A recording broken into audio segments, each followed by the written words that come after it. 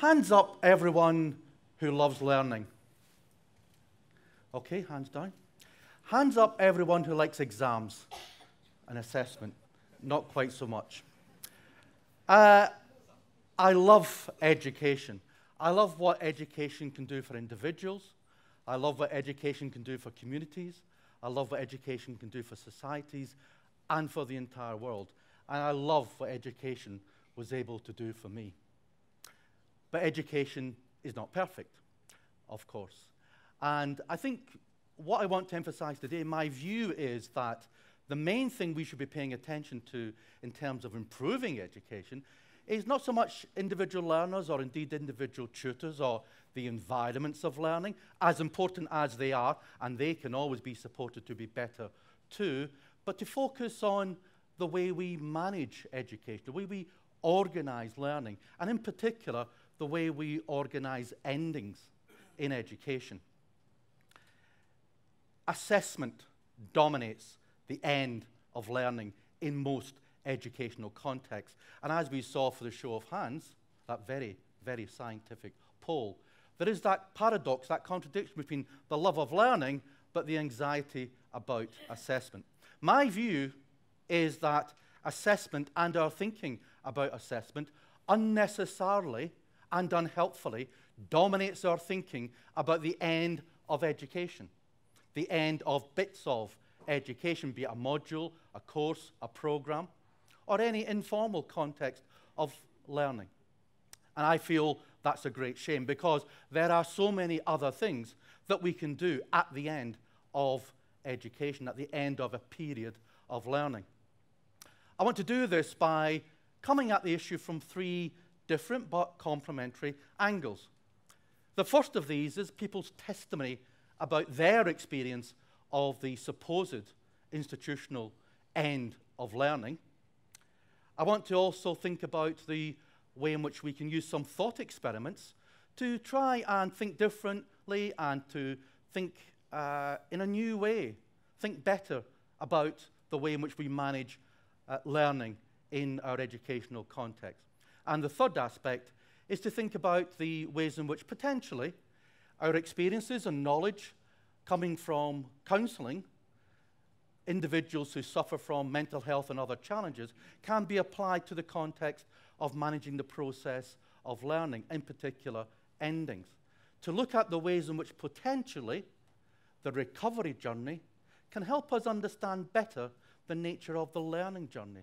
To think about the way in which we work with clients to help them be ready to end a period of recovery, which in a sense never ends, can be usefully applied to our activities in relation to managing the end of learning, though of course learning itself never ends. So let's think about testimonies. I remember when I finished as a university undergraduate in Glasgow many years ago, there was a centre of gravity to the learning to the degree. It was the classroom. But as we come towards the end of the final year, round about March, and in some senses earlier, the sessions, the taught sessions finished. And we were left to our own devices until we had the examinations in June and July. The centre of gravity shifted from the classroom to the library, which is good. Libraries, of course, have a central part to play in any educational endeavour, any educational project. But the draw of an organised centre of gravity in the classroom doesn't have the same pull for everyone the way that having a library as a centre of gravity does. It's the same in younger people in schools. We stop teaching and then we allow them to be individuals to sit their individual exams. We can do more, I think, in managing the ending of learning as a sense of closure, but also as a sense of bridging and development and opportunity and prospectively looking forward to the next steps. It's interesting to compare, and there are good reasons for these differences, but I think they're very illuminating nonetheless. One of the first things we do when we gather students together for a learning program or a day's learning event is to get them to understand each other, to say hello to each other. And we want to understand our students better too. But how ironic and how revealing I think it is that one of the very first things we say to our students is, turn to the person next to you and find out who they are and tell them a little bit about yourself and find out a little bit about them. And yet, in the examination hall, the very final thing we say to students is, don't talk to each other. But of course, there are good reasons for this. Assessment dominates our understandings, our perceptions of the end of learning. But you look through history, this has always been the case. Benjamin Franklin, who was the youngest of 17 children growing up in Boston in the early 18th century, his father was concerned he would run off to sea like his brother had done. So his father did a really interesting thing. He took young Benjamin and walked around the villages and towns around Massachusetts and Boston to show him the jobs that people did, probably the first ever learning walk. But in that context, Benjamin realized that there was a lot to be learned, but he didn't want to learn it then. He decided to be a cutler, someone who worked with knives and forks and tools and implements. And he said, I really enjoyed that.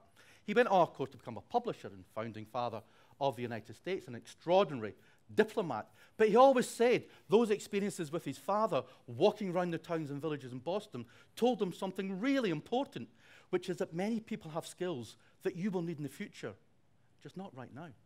And when he did the experiments, he would draw upon his basic knowledge of the arts and crafts, the work of the brazier and of the smith to try and understand more about the practical side of things. Charles Darwin similarly went to one of the top schools in Shrewsbury, a lot later, of course, and he talks about when he was 15, 16, he absolutely hated school, partly because the Dr. Butler School made the young boys there learn Greek and Latin by rote to memorize poems. And he said he could just about do it. He absolutely hated it. And after 48 hours, he couldn't remember anything about it at all. But he always said that reading the poetry of Horace and others, he actually loved the poetry. He hated what he'd been asked to do with it, but he always knew he would always come back to those kinds of connections with what he saw to be extraordinarily powerful and moving poetry. He's also very open about other things he did outside of assessment. He lied a lot. Charles Darwin lied a lot. He lied to his family for fun by stealing fruit and putting it in a basket and hiding it in the back of the garden, then running around telling his family he'd found a bounty of discovered fruit. He also told one of his friends that he had discovered how to change the color of plants by spraying them particular sorts of water. He hadn't, but he liked the idea of being able to do that. Now, Darwin in his autobiography talks about, even then I had a good appreciation of the importance of diversity in understanding the world around us. So that idea of imagination, even when it's telling a lie, that imagination in education is powerfully going beyond the boundaries of what assessment might do. If we think further to the ways in which we can improve the endings of learning, I think we start to come upon some very interesting ideas and some very interesting possibilities. So I want to invite you to explore with me some thought experiments in a moment. But let's think about the way we look to assess whether education has been successful or not. We think about individuals going through an assessment process, doing an exam, then going into the world and being a good fit or not such a good fit for a certain sort of job. And then maybe in due course, using the learning to get promoted and so on. But the real ecology of achievement in the business world, or in education, or in the voluntary sector, or if you're running your own business, is not about individual people, it's about collections of people. It's about people obviously working together. And we pay more than lip service to this now, but I still think we can do more in designing certain principles into the management of the endings of education to make that more potent, make it more powerful. And just one aspect of that. We all kind of accept in different ways, for different reasons, that competition can drive up excellence. Now, it doesn't always do that, and there's all sorts of problems if you put all your eggs into that one basket. Collaboration today, unfortunately, is seen as being a soft option. But I think the collaboration is a very powerful option, but just not doing it properly. I think we need to have higher standards for supporting people to be collaborative. We should be able to rely upon people to bring strong things to the table. It's not enough to be collaborative in your orientation. You have to have something strong to contribute. You have to be prepared to accept that what you contribute will, in a sense, be less crucial to the project than what someone else is contributing, but crucial nonetheless. And I think we can do more in higher education and in education generally in terms of counterbalancing this idea about competitiveness with an idea of collaboration. So the thought experiment is this. Imagine, and this is particularly interesting, I think, for students who are currently in an educational context moving towards the end of that particular nugget of their educational experience. The model at the moment is that you study hard and you sit your exam or do your individual piece of coursework and you get a grade, which is your grade. It may be lower than you think you deserve, it may be higher than you think you deserve, but it's yours. What if this was the case?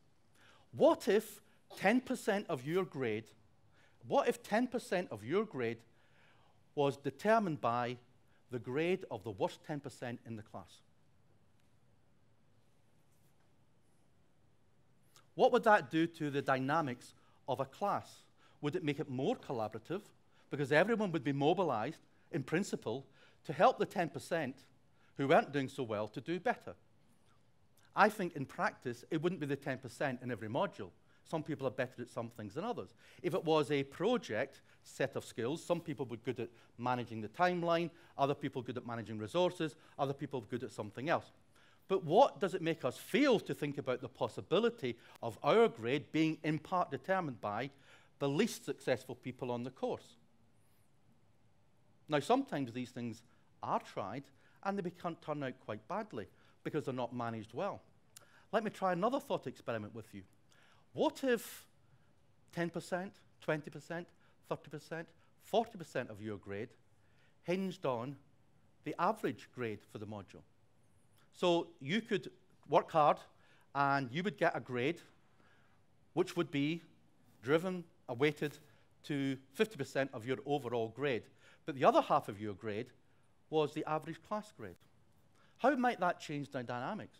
Now, when I've had this conversation before, I think students sometimes immediately think, oh, how would that impact on me? Would I be in the bottom 10%? Would my grade be higher than the average? Which I think actually reveals that the education system and our obsession with certain forms of assessment drives a mentality that says, what's in it for me? So just unpacking, unfreezing some of these assumptions is actually quite interesting in itself.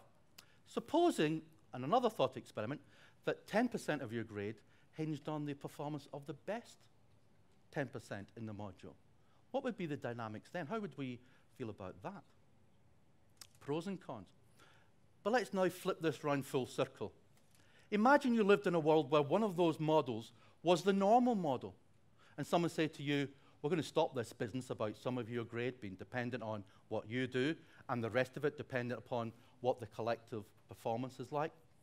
And you might have been helping people along the way if you think, if they do better, my overall grade will improve. Supposing you were doing that, and suddenly someone said, we're going to stop all that. From now on, it's all down to individual grades. Your grade will be what you get. There's no transfer of performance credit. It's just down to you. How would people feel, how would you feel in that situation? That double experiment, that double thought experiment, bringing you back to what actually is the case now, I think is quite helpful in revealing some of the hidden assumptions in the way we do things now. I think people would be concerned that it was too individualistic. What is my motivation to help other people if everyone knows that I'm going to be judged purely on my own individual performance? When we look at compassion, leadership, group skills, development work, personal growth, and try to link those things into the curriculum, it's not that those things are problematic, in my view. What's problematic is the shadow cast retrospectively by a particular model of assessment. What we should be doing in assessment, I feel, is kind of what you get in the arts, which is a celebration, an end-of-term celebration, an ensemble piece where everyone joins in and shows what kind of collaboration they've been doing and how their individual success is organically part of the success of others. If we think about counselling and therapy and the nature of the journey that an individual will go through, I think there's a lot we can learn there. Therapists and I try hard to do this in my own practice, but I don't always get it right. When a person comes to the end of a period of therapy and they have recovered, they are better than they were. One of the first things that a counsellor or therapist will do is to try and help the individual get prepared to try and avoid relapse. Try and be more resilient in the future. So one of the things you will do is invite the individual to think about under what circumstances would you finish up behaving in the way you used to behave before you came to see me and you were distressed. So you think about the risks, think about the new strengths, think about some of the things they can draw upon as new ways of acting with the world, new ways of thinking about the world. I think therapists and educators have a lot to learn from each other. I think educators underestimate the power of emotions in learning, and I think therapists underestimate the intellectual journey inherent in any recovery from poor mental health. Aristotle, writing about his own view of learning and the rhetoric, makes a really interesting point.